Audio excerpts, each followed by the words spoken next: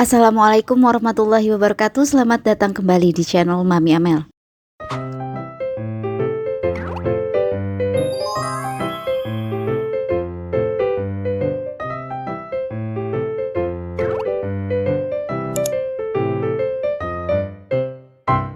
Oke, selamat pagi sahabat Mamel. Langsung aja di depan aku ini sudah ada dua tanaman. Yang kedua tanaman ini sudah pernah aku ulas.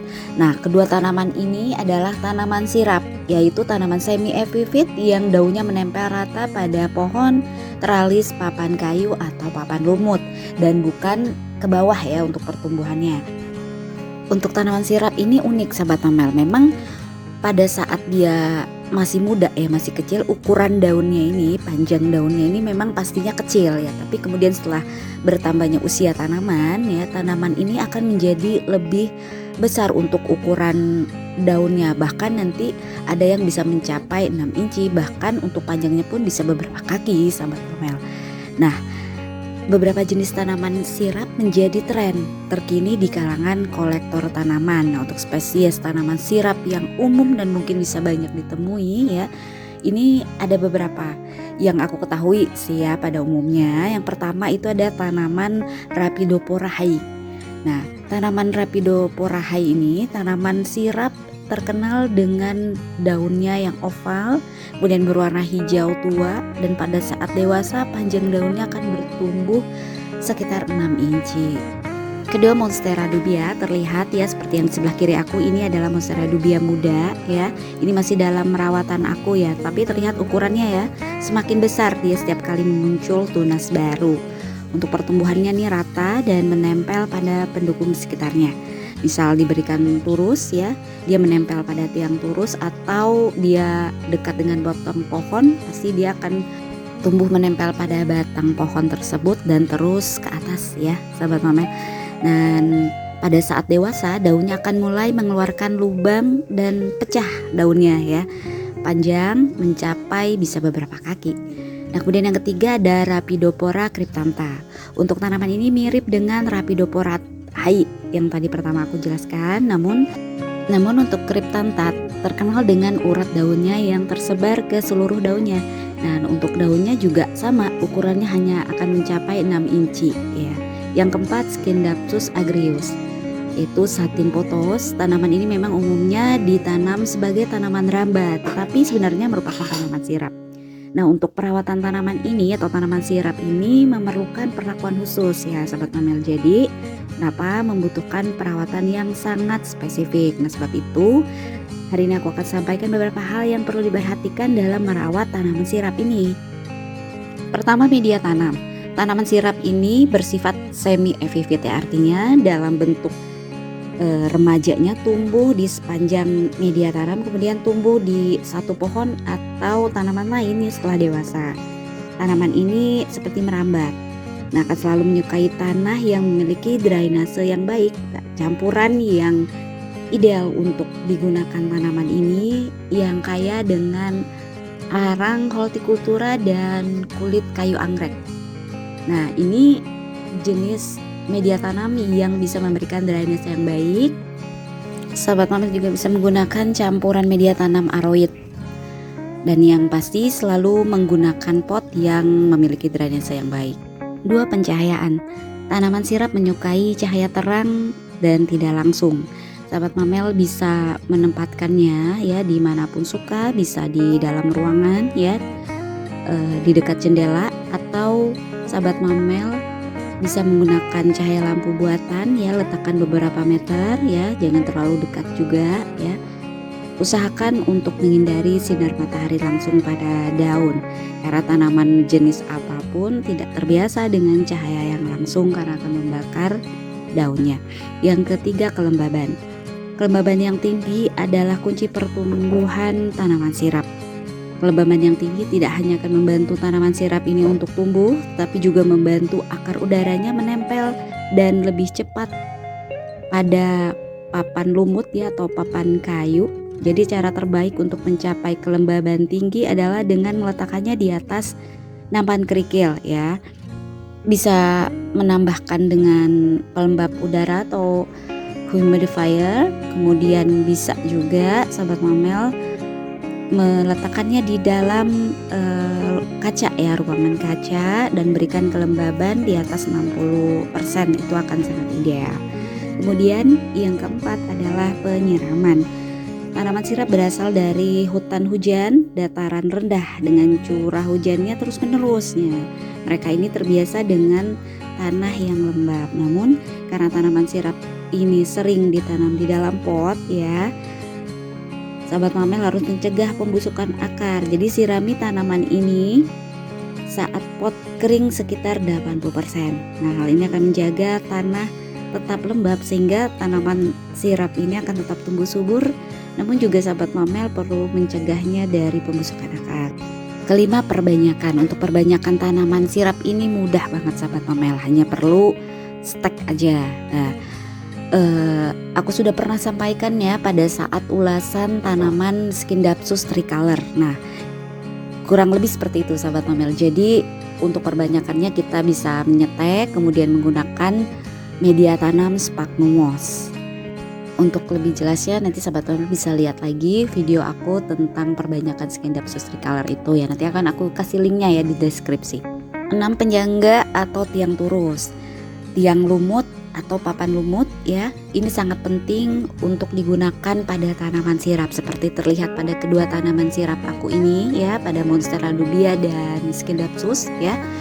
Ini penting banget untuk mendukung pertumbuhannya karena dia pertumbuhannya menempel. Jelas akar-akar yang keluar dari tiap ruasnya itu memerlukan media untuk menempelnya ya.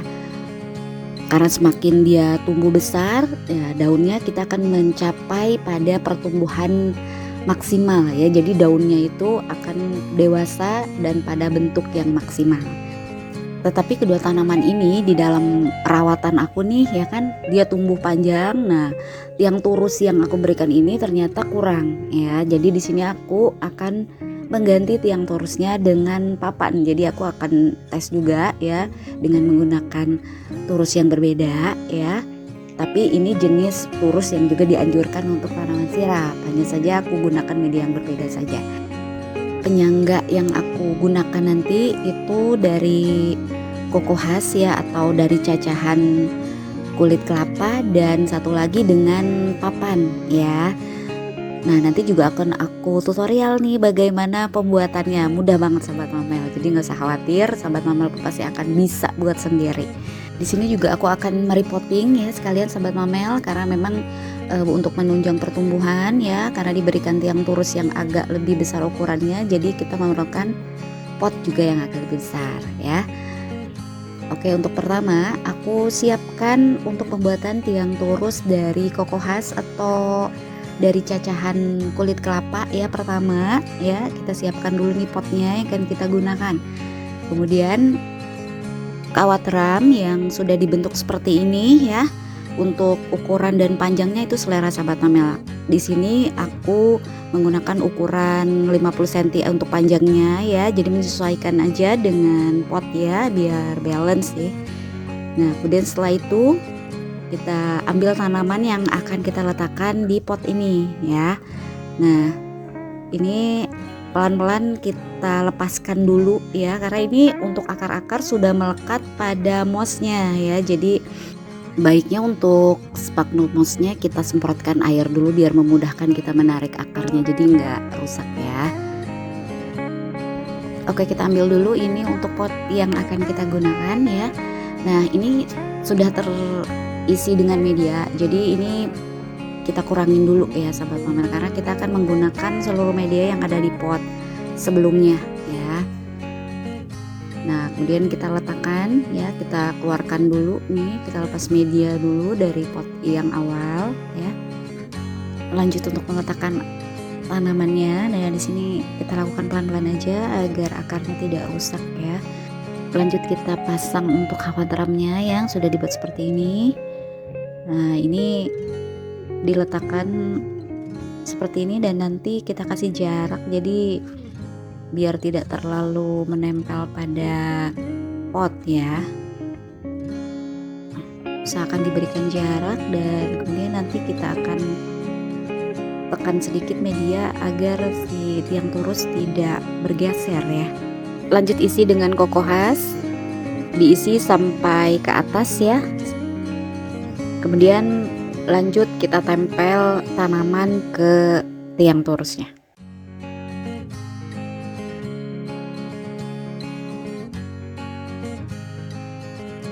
Tempelkan tanaman pada tiang turus ya, tepat pada bagian akar-akarnya nih menempel, dan ini bisa dibantu dengan kabel tis ya, atau dengan kawat juga bisa ya. Setelah pemasangan tiang turus kokohas ini selesai, kita lanjut ke tiang turus papan ya sahabat Mamel. Nanti kita akan gunakan papan untuk di pot yang kedua.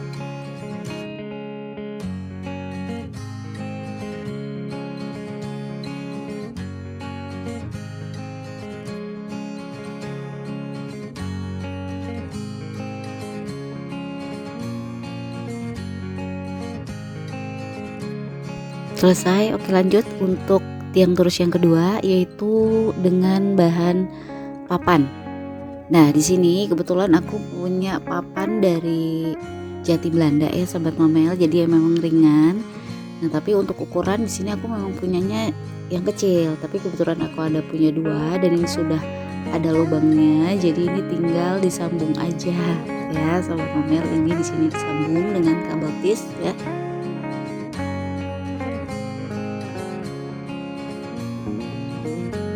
Jadi jika nanti tanaman juga sudah semakin tinggi ya, bisa ditambah lagi hanya dengan menambahkan papan lagi dan disambungkan dengan kabel tis seperti itu. Oke, selesai dengan papannya ya, lanjut kita akan melepas dulu tanaman Monstera dubia ini dari media yang sebelumnya. Nah, seperti tadi yang awal aku sampaikan juga di pot yang pertama, jadi untuk melepas dari tiang turus yang menggunakan mouse ini ya, baik disemprotkan dulu pada tiang turusnya agar akar yang merekat pada media mouse ini bisa mudah ditarik ya, jadi tanpa merusak akar. Oke, selanjutnya kita tinggal memindahkan tanaman ke pot yang baru yang lebih besar ya sahabat Mamel. Nah ini kita lepas aja langsung medianya, karena nanti medianya kita pergunakan semua juga ya. Untuk papan turusnya kita pasang sekalian sahabat Mamel, jadi nanti pada saat kita menambahkan media tanam juga bisa ikut mengkokohkan kedudukan papan turus ini. Lanjut kita tempelkan tanaman ke papan ya, pastikan posisi akar berhadapan dengan papan, jadi tidak terbolak-balik ya sahabat Mamel. Nah untuk menempelnya kita nanti ini menggunakan tali rami ya sahabat Mamel, jadi ntar kita lilit-lilit. Nah di sini untuk papannya aku tidak menggunakan moss lagi ya, atau papan lumut itu dinamakannya, jadi aku hanya menggunakan papan aja nih sahabat Mamel. Lumut pada papan ya sebenarnya bisa disarankan ya jika memang udara di sekitar sahabat Mamel ini cukup kering ya, jadi akan kemungkinan akar bisa mengering. Tapi kalau memang udara masih cukup lembab, hanya menggunakan papan saja juga sudah cukup, atau perawatan tanaman dengan menggunakan penyangga papan saja, bisa sering-sering menyemprotkan air ya ke papan, jadi tetap menjaga kelembabannya. Jadi sekiranya udara terasa panas ya, segera semprotkan air ke papan ya, agar si akar tetap menyerap kelembabannya. Oke, ini selesai ya sahabat Mamel untuk menempel tanaman pada papan ya. Setelah ini kita tinggal lakukan penyiraman sambil nanti kita bersihkan ya media-media yang tertinggal pada papan, pada tanaman dan pot ya. Oke, sekarang terakhir kita lakukan penyiraman.